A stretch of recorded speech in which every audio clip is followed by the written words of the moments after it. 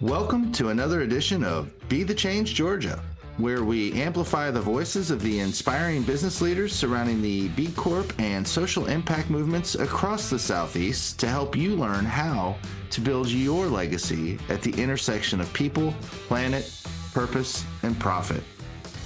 Today, there are more than 8,000 B Corps in over 80 countries and 180 different industries, unified by one common goal: transforming the global economy to benefit all people, communities, and the planet.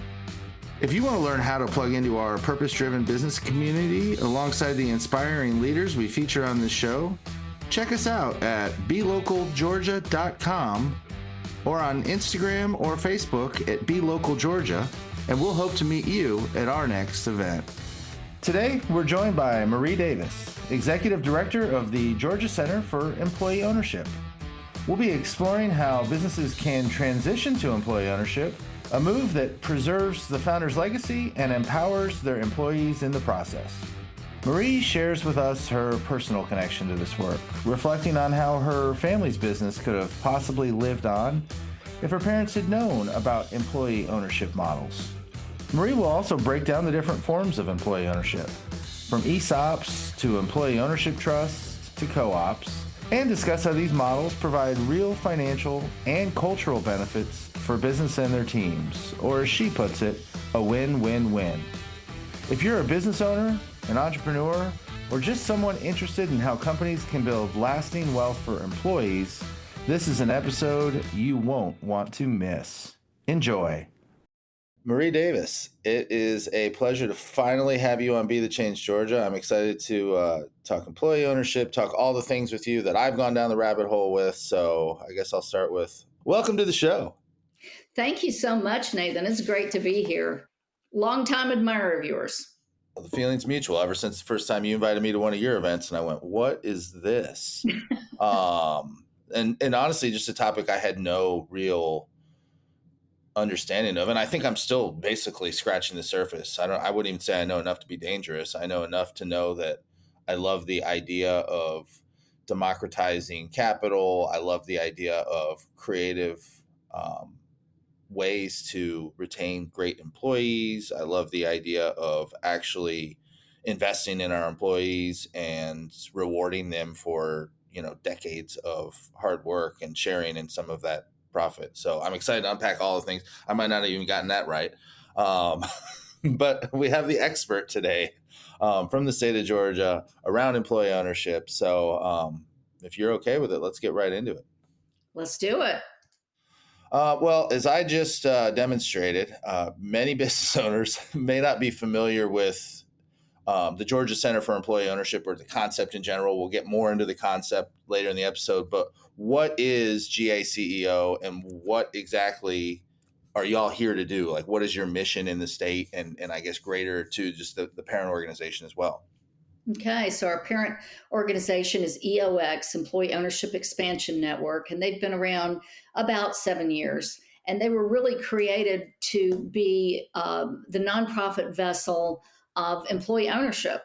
They're funded a lot by founders of companies who have put their company into an ESOP, and also some of the service providers who do that kind of work. It's a pretty tight team across the United States.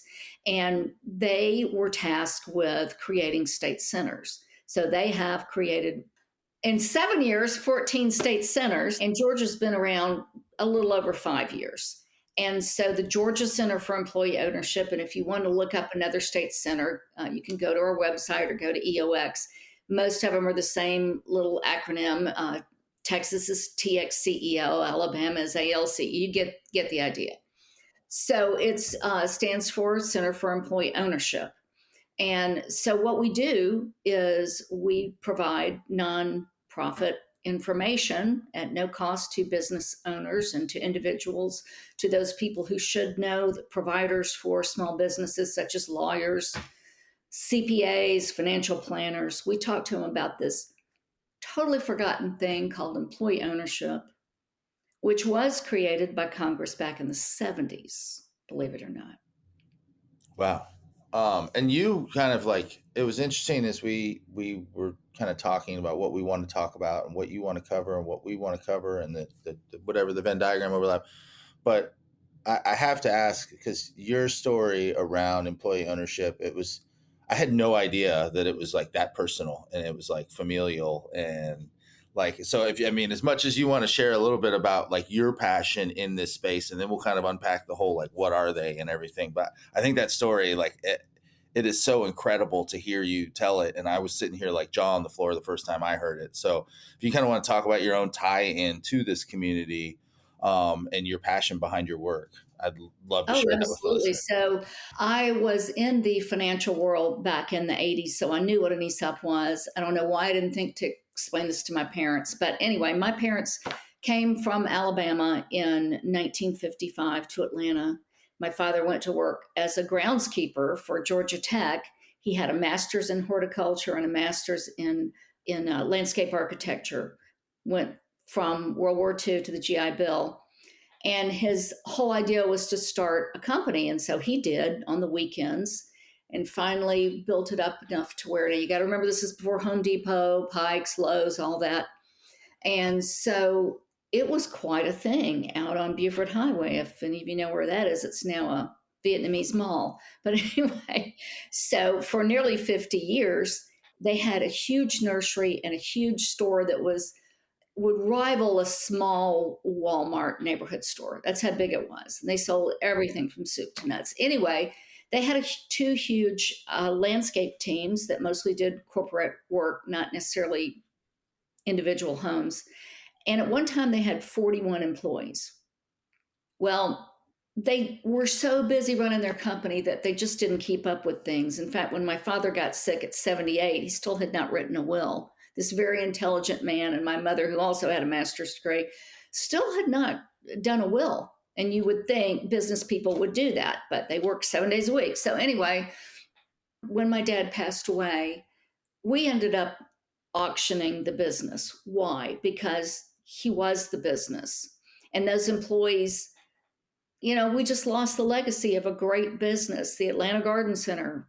Somebody listening to this probably might remember it. I doubt it. But anyway, it's been gone about 20 years now. The point is that had my parents known about an employee stock ownership plan, they could have provided for those 41 people. As it was, when we were cleaning out my dad's closet, I was cleaning out my dad's closet. I found envelopes with his key employees' names on it, and in it was money for their retirement plan. Good old fashioned, hide it under the mattress, except in this case, it was the cabinet of envelopes of money that, of course, had not increased in any sort of value. And although these very few employees that were still with him when we closed the store, they had no idea he was building up money for them. No idea. They were still earning minimum wage or whatever it was at the time. And so they didn't have any knowledge that he cared about them that much. So when my father passed away, the legacy of the business left. All the people who were still with him lost their jobs. And it just, it's the end of an era. He had three little girls, and none of us wanted to. We grew up working in the store, but we just didn't want to do that. So the business died.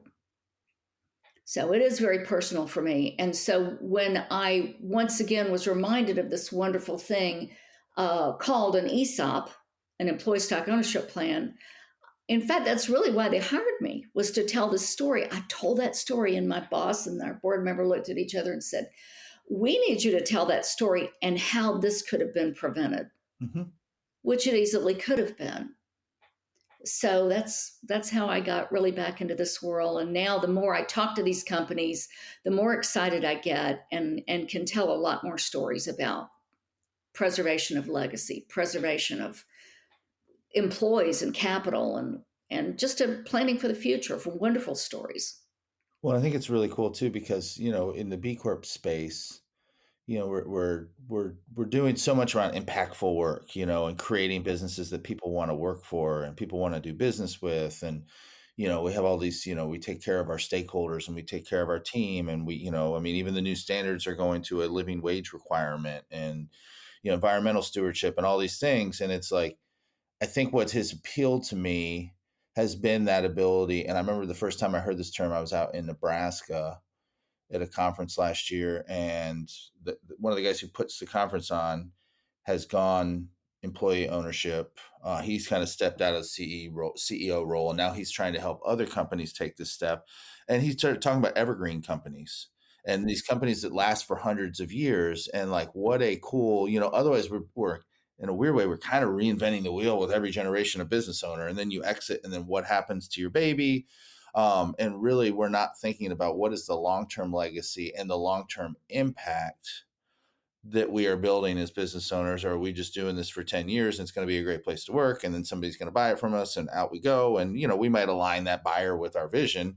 But at the end of the day, like, what happens to the team? What happens versus this whole new route? And so ever since I found it, I've just been incredibly enamored. And then, meeting Jay and him talking about evergreen companies, and it's just kind of taken on a life of its own. So let's talk about what they are, because I think most people, and we've heard ESOP already, we've heard EOX, there's trusts, so let's get into like the employee ownership 101 with Marie Davis.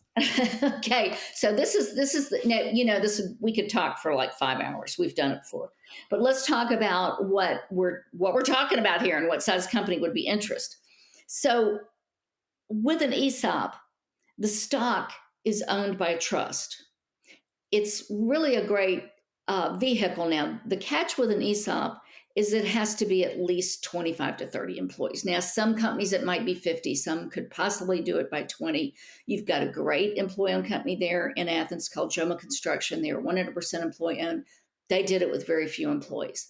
So the employees' retirement money is sitting in a trust, and they can't put any money in there. It's only the company that puts the money in there, and it's regulated by the Labor Department. So the more successful a company is, the more successful they are in putting money away from their company. Now let's talk about Joma for a second. Every penny that is profit for them, they do not pay federal income tax on, because they are employee owned. And that's the beauty of what a lot of people don't realize is it's a win-win-win for the company, for the employees, and the employees are the stockholders. Now, a lot of companies do not do that 100%. There's many family-owned businesses who go 49% employee-owned, and then the family business retains a bigger, you can start out with 10%. It's pretty malleable. It's just that once you become employee-owned, you are regulated by the Labor Department. A lot of benefits. So another form is the employee ownership trust. Now, this has always been the UK model. It's gained popularity in the United States in the last few years. Let me give you an example of how many. There are about 7,000 employee stock ownership plans in the United States. There should be 5 times that many, but there are about 7,000. Employee ownership trust, they're only about 55 or 60, but it's picked up rapidly. There are basically no tax benefits, but the employee ownership trust can be done with very few employees. The numbers say 10. I think you could probably do it with less, but they basically just put shares into a trust for the employee. It's free to the employee, and it is not regulated by the Labor Department. So lots of benefits for the employees, not so many for the owner that is selling. They can defer their tax payments, so that's an important thing. But for the company, not a lot of tax benefits.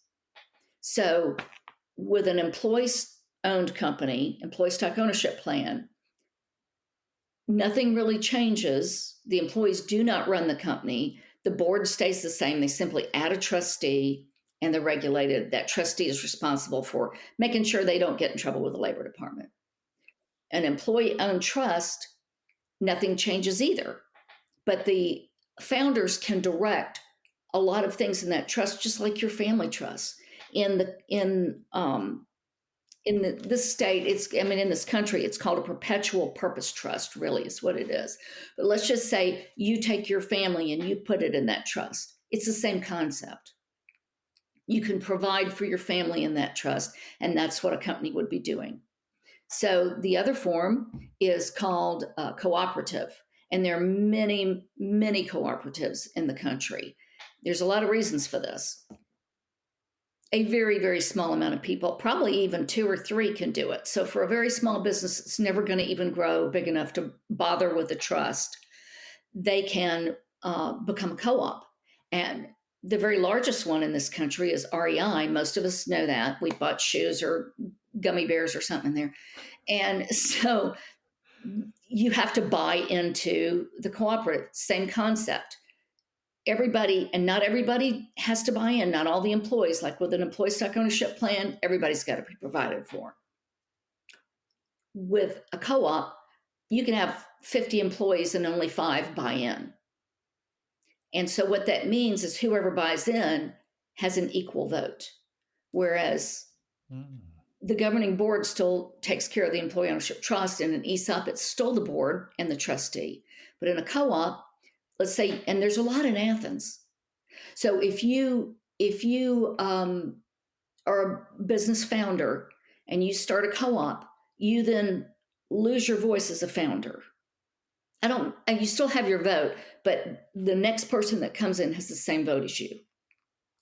Some people that'd be great for, some people it wouldn't, but they can vote, how they want to. Now and I know we got short on time, but let me tell you really quickly that the beauty of the employee ownership trust and the co-op, even though there's very, very few tax benefits, basically none, it's very inexpensive to set up and maintain.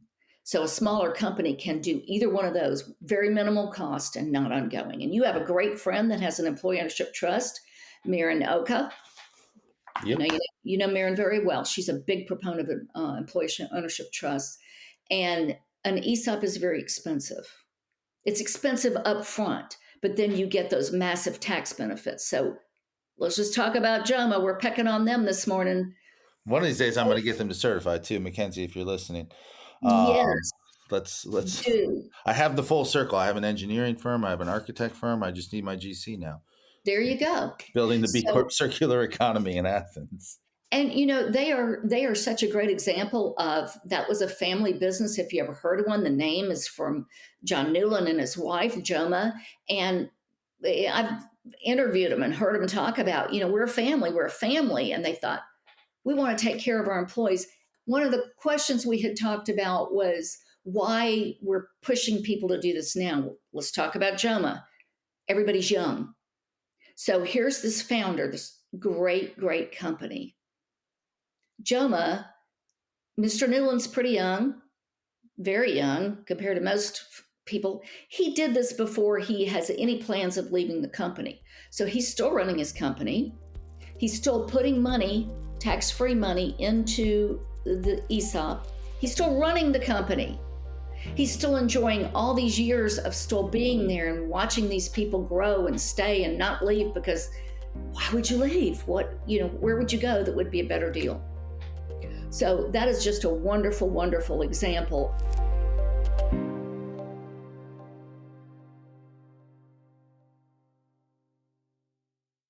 Another thing we do is not just go around and talk about these forms of employee ownership, but to open some eyes of people. And you're right. This is why you and I have so much work to do together. B Corps and employee-owned companies have, or should better have, the same culture of taking care of each other, of growing your culture and not just your business, that both will follow. No, I mean, I love it too. I mean, and there are a lot of examples in the B Corp, and it's kind of cool. When I was on a call the other day, and one of who I've always known him as the owner and the founder, and he introduced himself as the president, but one of the working owners, or Yeah. what, I forget, no, one of the member owners or something. And I was like, huh. So I was like, and I didn't know they had gone employee owned. I knew Maren because I was in Miami last year. So for those who don't know, that's Oak Aquatics, which is one of the bigger B Corps down in Florida, honestly, in the Southeast. They run swim schools across South Florida. I was down there last year and actually got to where I'm literally in my old neighborhood, went and toured, and everybody was so excited because they had just finished everything. And Maren was excited, and Mary, her CFO, was excited. I mean, they were just so over the moon, and she was so excited to introduce me to people who were now owners. So, see, that's why that culture goes together. And the beautiful thing about Mirren's company, well, now it's, but because those people were never going to be 40-hour a week employees. Hmm. She probably has some, but when you're teaching swimming after school or maybe in the summer you're full time, those people have less chance of putting money aside for retirement because they can't, they can't Hmm. swim all day long. Let's face it. So she took a problem with a company and fixed it by creating this employee ownership trust. It's just beautiful and a very little cost, and everybody's happy. It's great. And that's another thing about the ownership trust and the co-ops. They are really malleable, so you can set it up very closely to what you want. You can still do it with an ESOP, and I love ESOPs. Trust me, I think they're great, but they're just not right for some companies. And so we're pleased to see these other forms. And by the way, I got to plug the Georgia Cooperative Development Center. They are really the gurus for us in Georgia, obviously Georgia, on co-ops, and they are going to help me in Athens with some work. So I'm really pleased to have their expertise, because our expertise is more on the ESOP side. Yeah, no, and it is really cool too. Like the co-op. Well, that and I mean, what you're doing, just bringing the right stakeholders to the table as well. Of we don't have all the knowledge. I don't have all the knowledge. I'm bringing you to the table because I'm not going to accurately describe, and Lord knows I've heard enough people like went to their lawyer and said, we're going to do B Corp, and the lawyer's like, oh, then you're a nonprofit, and you're like, what are you talking about? So like when I can defer to other experts like you saying the same thing, it's like, well, let me bring in the people who can actually Mhm. explain what this is, how to do it, and make sure that I'm not stepping in it. um yeah, it's amazing. I'm excited for you guys to come up to Athens. We've got a cool table of stakeholders in the Athens business community, nonprofit community coming in. um Theoretically on these, I think they're really cool. There is and I don't know if democratization of capital is the right term, but I mean, we have this like increasing wealth gap, and the capital gap, and capital makes more money than just the growth of the economy. That return is greater than. So you have this like really innovative way to kind of bring back, and correct me if I'm wrong here, but I kind of like, in my layman's terms, I think of the old days of work 30 years in a blue collar job, be how do you, whatever, whether it was union or not union. In my family, a lot of half the family's from Michigan, so it was union. But you had these pensions. It wasn't just the gold watch after 30 years of service. It was, you retired, and in a weird way, it created at least a little bit of generational wealth to pass down. And it's this really like this modern day version of that, but also added in the business advantage. To me is just so slam dunk, because you're creating an incentive not only for your team to care about the collective, that whatever the slippage or whatever inventory slippage or whatever it is, the quality of the house you build, whatever, that we are all sharing in the profitability of this company. So everybody has that owner, that the old adage of like, don't expect your team to care as much about the company as you do. They don't own it. Now they do. Mhm. So you have that, and then I think you also are retaining some of the best in, and some of these industries. There's not a lot of. You only have so many supervisors. You only have so many foremen. You only have so many directors. When there's not a lot of places to go, you start looking for, how do I increase? But now you have something where you're like, I'm pretty happy. I'm paid well, and I have this thing sitting here waiting for me. Mhm. And I think it incentivizes good people to stay and be happy and feel like they have a say in the direction of the company. So, what did I say that was wrong, or did I nail it? You didn't say anything wrong. I'm going back to Joma for just a second, because one of the things that we have to do when a company becomes employee owned is instill employee that they are an owner, and everything they do directly affects the company's profits. Let's talk about Joma. Ask to tour this when you go. They have a closet where, and I've had other contractors tell me that no one ever returned anything. And once it became employee owned, Home Depot just couldn't keep up with their returns because they'd throw it in the trash. So Joma actually has a return closet. So when they do a job, they go check in what they didn't use, and somebody comes in there and they get credit for checking it in too. Go and check it out. What is that? They are thinking like owners. They're like, we really make a difference. So let's talk about the mental health side of this. Mm. You you stole my thunder on the retirement watch, because I went to an ESOP association meeting, and bought a T-shirt that I just love, and it says employee ownership, because cash at retirement is better than a gold watch. Isn't that marvelous? And so, if you think that doesn't fire us up to try to encourage founders and business owners to look for whatever model works for their company, and we want to help them. We really, the main start is succession planning. Look at my parents, very smart people. They just were too busy with the business of business. So you got to have succession planning. We have a great tool for that by our Ohio State Center at Kent State. It's absolutely free. That's where we want you to start. And so it doesn't matter whether you're just starting your business on this end. Let's think about the end game.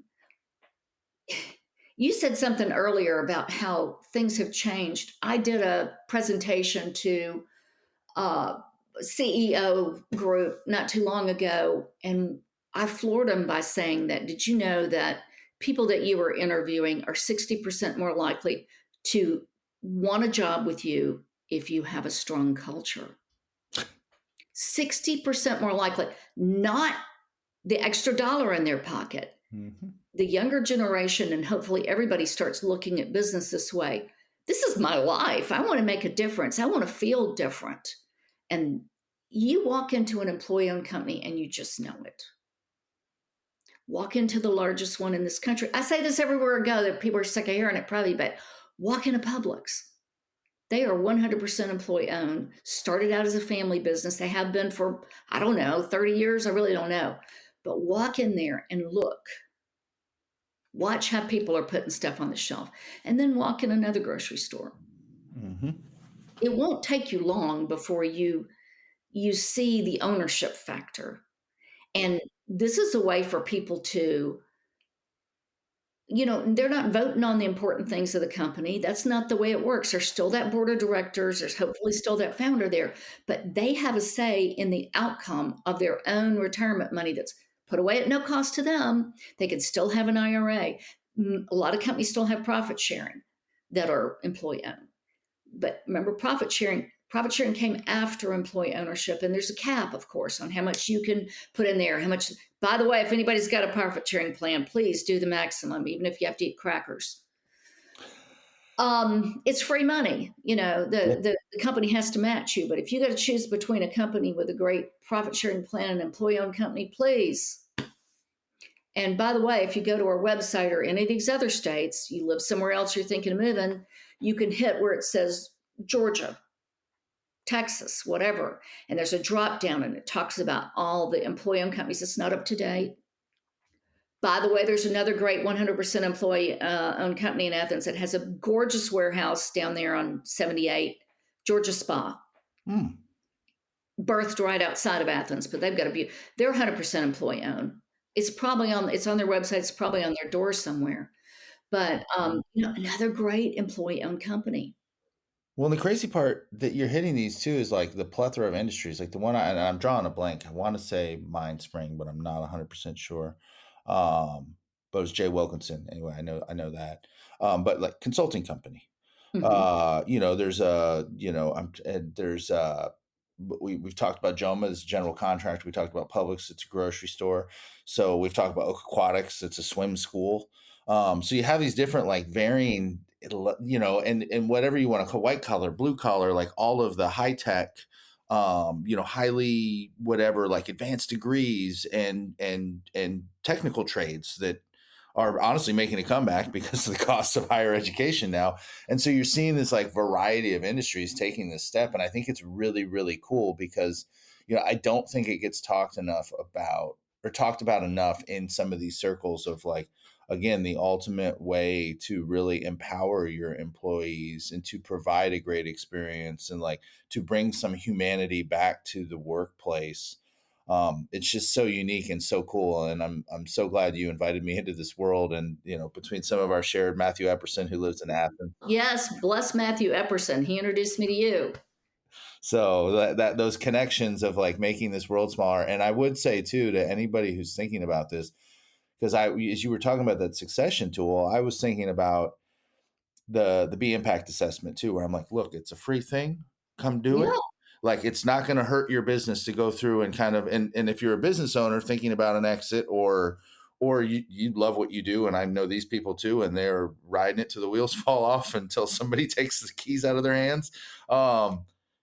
Think about what does come next, and go through that process and kind of take that long, hard look in the mirror, much like the B impact assessment. Like, look, you don't know what you don't know, and it's not going to hurt. And let's be honest. I mean, we're nonprofits, so I don't think you're going to get aggressively panhandled and sales pitched. I think it's kind of, here are the tools, and it does, at the end of the day, I think in both of our industries, have to kind of be that owner's decision. It has to feel right. But more and more of them, I think, are seeing and having that catalog of, oh, you want to talk to another swim school? You want to talk to J.E. Dunn? You want to talk to JOMA? You want to talk to a small GC, big GC? Like, who do you want to talk to? Because we have an owner that will sing the praises and talk about, not only the financial benefits, but the soft dollar benefits of worker retention and worker ownership and those types of things. I was in a family business that is now 100% employee owned in Woodstock, Georgia. They're actually in Ackworth, but it's Woodstock Furniture Company. And all the family's still there working away every day, but I've got a great picture of the founder, and he's just sitting there watching the amazing sale team go to town. And oh my goodness, they love being employee owned. On Saturdays, they give out ice cream to all the people that come in their store. So if you're anywhere in Ackworth, right off 75, drop by there and meet them. I guarantee you the family will be there. And they have 170 something employees, and they hand out ice cream. And when they hand out the ice cream, they get on the loudspeaker and they say, "We are 100% employee owned. So anybody you talk to today owns this company." It's the coolest thing. It gives me chill bumps. Well, and I think, it comes back to the same thing with B Corp, and I love that you're shouting out some of these companies, because, how do we drive change, and how do we get these models to stick? And I think it's that we support these businesses, that we shop with our values, and there is a call to action there, where it's like the easy thing to do is to whatever, order it online or do the thing, but in reality, I think there's some really cool companies creating some really cool jobs, B Corp space, employee ownership space. We're not picky. We're just happy that people are doing more than the other companies, and we need They to just support need them. to know about the opportunities. And that's your job, and my job is to let these wonderful people know that they can do these things. I know I'm talking your ear off, but I want to talk about another great employee-owned company that you were addressing, a living wage, just a few minutes ago. Essential Ingredients, and this is another thing that is happening in the employee ownership world, is employee-owned companies are, all this money they're making, they're not paying federal income tax. They're buying other businesses and leaving them as they are. So this company called Essential Ingredients in Lawrenceville is now a holding company called Cathedral Holdings. And one of the founders, Chris Maynard, was kind enough to speak with me at a Conscious Capitalism event. And he told this story. They asked him what was one of the major changes he had made. And he said that during COVID, they were delivering toilet paper and like gift baskets to their employees, because, that was the prime. Everybody was looking for Six-pack of toilet beer and a roll of toilet paper went a long way in 2020. So he said when he and the now president, Justin Jordan, pulled up to some of the houses, he thought, our people are living here. I mean, he was very distressed that he thought these people were very well paid. And so they went back to their board and their trustee, and they said, we want to pay our people a living wage. We want everybody in this company to know when they come here, they've got a living wage. And they raised the bar. Is that not the coolest thing? Did that give you chill bumps? It is. I mean, and that's the thing too. I've been on this kick, and we're in this era of like, whatever, to reference one of my favorite books, Where Do We Go From Here? Chaos or Community. And it's like that journey has to be embraced as well too. That owner journey of whatever it took to open the eyes and see like, wow. And I've had that happen before, where I worked with an owner on B Corp, and it was like, we're paying really, really, it was, $15 an hour. I'm like, that was a really good wage in like 2006. Like that is not, but they were shocked. They hadn't looked at it. They didn't know. Here they are thinking we're doing this great work. And it took me kind of coming in and being like, that sucks. And then by the time I came back, everybody had gotten a raise. It was like, just sometimes it's like we don't think, and we're just running like your parents, you're just running the business. And that entrepreneur life sometimes is 7 days a week, and it's a constant hustle, and it's fires and fire drills. And Here's that other side. You just made a great point. They don't realize that the better that person is, well, they do. They just don't know how to do it. But the better that person is valued, the more productive that company's going to be. I know that Cathedral Holdings, she's a procurement person, and she was very new to the company. You could not shut her up. She was great. We had these little breakout sessions. All she was doing was talking about, you should see how happy we are. And I don't mean we wanted to shut her up. It was great. She was talking about, and she's very young, and she was talking about, wow, why would you want to work anywhere else? mm-hmm. They love it. So they're going to be worth money to that company that other companies may look at and go, we can't afford to do that. You can't if you don't make the company worth working for. Ooh. Yeah. That's your mic dropper. And they have certainly done it. It's a beautiful thing. So there are so many more examples. You and I could talk all day. I try to address the things that you are mentioning, because the more I meet with these wonderful companies, founding owners, and just employee owners in general, you just have all these stories and people that you can send. If anybody's listening right now that is even contemplating it, that's what we do, is have you talk to other employee owners. I'm sure you do that. You don't just expect them to become a B Corp without exploration. And Yeah, it helps to see the trailblazers that have done it and seen the benefits. exactly. And well, I guess, first of all, I'm going to encourage everybody to check this out, because you don't know what you don't know. The first time Marie reached out to me, and I'd had one conversation around this, I'm still very foggy. Now I've kind of read some books. I'm getting a little dangerous in how my ability to at least explain it well enough to be dangerous, but not enough to be an expert. But check out some of these events. Be a student, be curious around some of these other the things that float around in the same ecosystem as B Corps. And basically, at the end of the day, we're a good business movement. And we care about people, and we care about planet, and we care about place, community.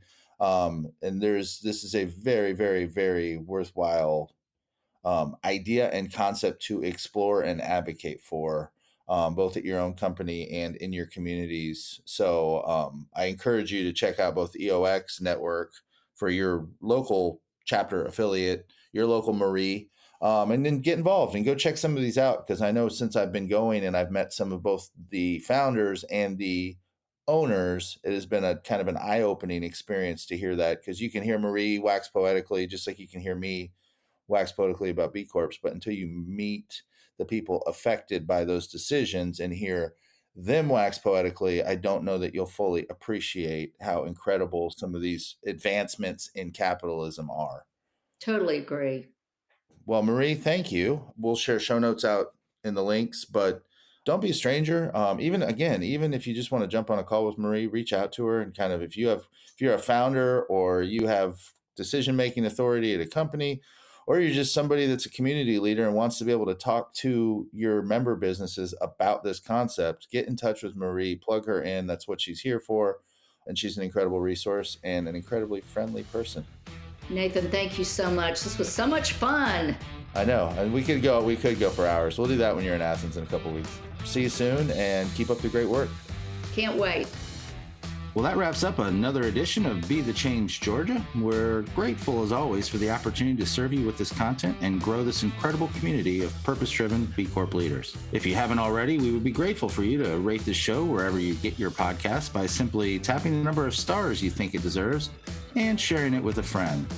This helps us get the word out and continue to use our collective influence as a force for good. This podcast wouldn't be possible without the help from our production team at Chat with Leaders Media. Learn how you can launch your own podcast to grow your business at chatwithleaders.com. Thanks again for listening, and now go be a leader worth following.